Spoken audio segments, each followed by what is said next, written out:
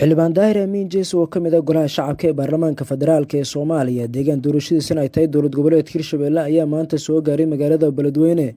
waxaana xildhibaanka garoonka diyaaradaha Ugaas Khalifa Beledweyne ku soo dhaweeyay mas'uuliyiin ka tirsan maamulka degmada Beledweyne kan gobolka Hiiraan oo warkacayo gudoomiye ku-xigeenka koobaad ee gobolka Mudane Abuukar xildhibaano ka tirsan dowlad goboleedka Hirshabelle saraakiisha ciidamada kala duwan ee ku sugan magaalada Beledweyne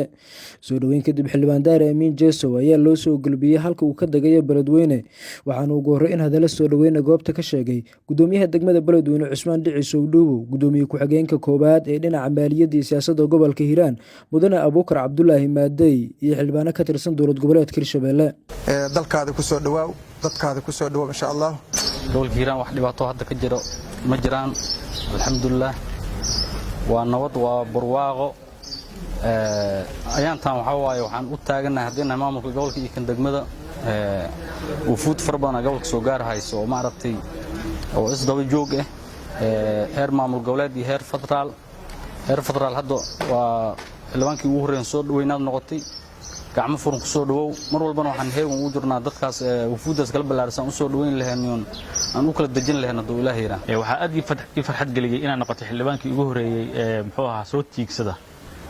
مجال iyadoo aan filayna in nagu soo wajahayihiin wafdi heer isteeda oo madaxweynihii iyo gudoomiyihii baarlamaanka ay hogaaminayaan oo isbuuca soo aadan insha Allah noo imaan doono marka xilibaan aad lagu baahnaa waqti munaasab ah timid waxaan leeyahay safarkaaga waa safar soo aaday xilli munaasab ah xildhibaan daahir amiin jees ayaa faahfaahin ka bixiyay socdaalka uu yimaaday magaalada Beledweyne asigoo dhinaca kale tilmaamay in maalmaha soo aadan wufuud kala duwan ay Beledweyne soo gaari doonto waxaana dhinaca kale oo baaqi u diray dagaal beeleed ka soconaya deegaano kamid ah gobolka Hiiraan waan ku faraxsanahay sidaad ii soo dhaweyseen oo aad airportka iga hor timaadeen mahadaha idin ka gaadho ilaahayna ha idin sharfo inta kadib gobolka waa gobolkeygii waa deegaan doorashadeydii waa meeshii aan loo soo wada noqonayay si aad la socotiin gobolka Hiiraan 25 xildhibaan kuraastooda taala mardhow soo dhaweyn gacmihiin waa ugu daalaysiin inta kadib waxaan maqlay shalay in dad muwaadiniin ah Soomaaliyeed lagu dilay meel ka tirsan Hiiraan dagaalkaas asaga aad iyo aad ugu qoomeynayna waa ka tacsiideynaya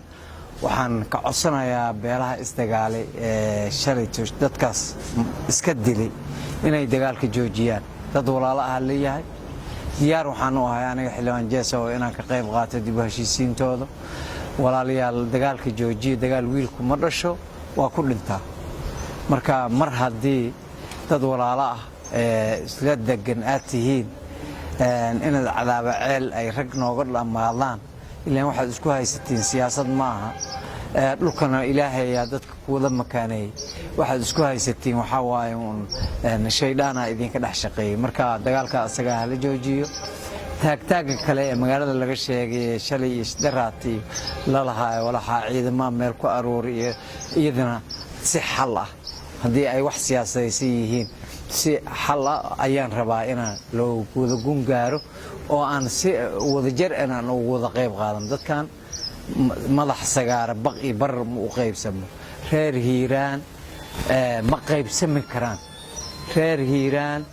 dad maanta qaybsami kara ma waa dad walaalo ah waa dad ay wax ka wada dhaxeeyaan reer Hiirshabelle guud ahaan waxaan ka warqabaa inuu madaxweyne ku-xigeenka joogo waa soo booqan doonaa aniga waa imid waxyaabaha aan u imidna waxaa ka mid ah in bal horta deegaan doorashadeyda waa doorasho soo socotay arga fara badan imaanaysa meeshaan sidii muxuu ahay aan meelihii iyo sidii muxuu ahay dadkayga wacyigelin aan ugu sii samaysan lahaa inaan u imaado wax kale oo dheeri ah siyaasad oo gaar ah oo aan watana ma laha Cabdishakuur Maxamed Xasan Bulsho TV Beledweyne